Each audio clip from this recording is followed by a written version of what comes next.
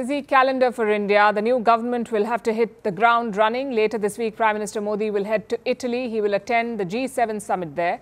Meanwhile, the foreign minister will head to Russia. He will attend a BRICS meeting there. And that probably sums up India's comfortable position. It is part of both camps. Then a top US official is coming to New Delhi. That's National Security Advisor Jake Sullivan. After that, Modi will head out for another important summit, that of the SCO, the Shanghai Cooperation Organization, which is being hosted by Kazakhstan in July. So like I said, a very busy calendar up ahead. In all these places, continuity will help. It's the same Prime Minister, it's the same Foreign Minister, and also the same policy. Having said that, this is a new term, so the government must look to expand its vision. Modi's first term focused on West Asia. Look at all the countries that he visited as Prime Minister: the UAE, Saudi Arabia, Israel, Oman, Jordan, Palestine, Qatar, Iran. Some of these countries gave awards to him, like Palestine and Saudi Arabia. In the second term, the Prime Minister went even further west. He was invited to the US on a state visit. He was chief guest on France's National Day. He became a regular figure at G7 summits. Which brings us to the third term. What should Prime Minister Modi focus on? The East, especially the Indo-Pacific.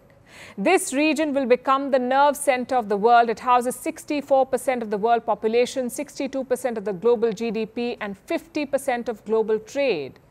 But it's also a political tinderbox. You've got multiple looming conflicts in this region. You have China versus Taiwan, China versus the Philippines, North Korea versus the South, and the US versus China. So India needs to start making moves here, and we are seeing indications of that. Last year, Prime Minister Modi traveled to Papua New Guinea. He attended a forum with leaders of the Pacific Islands. India is also sending more warships to Southeast Asia. In the month of May, 3 Indian Navy vessels docked in Singapore. Before that, India held joint drills with ASEAN. It's a bloc of Southeast Asian nations. Now, all of this has happened in the last 1 year. It tells you what to expect in the next term.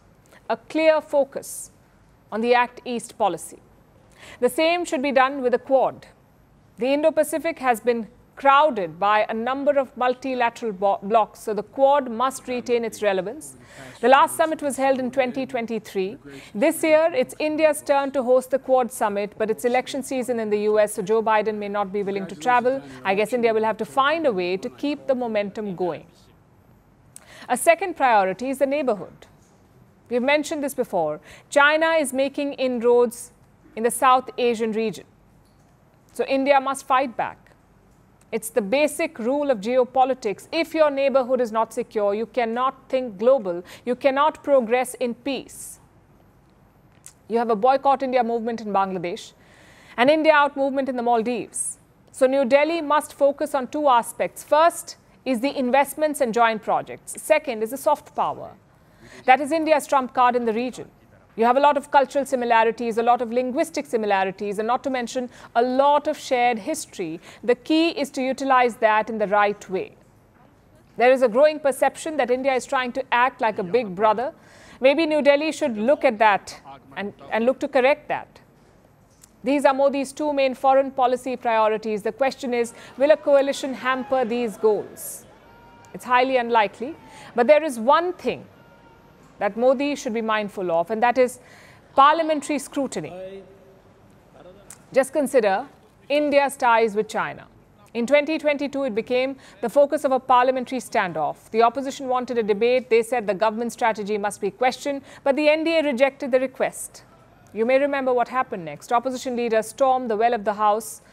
They pushed adjournment motions, even walked out multiple times, yet the government did not agree to a debate.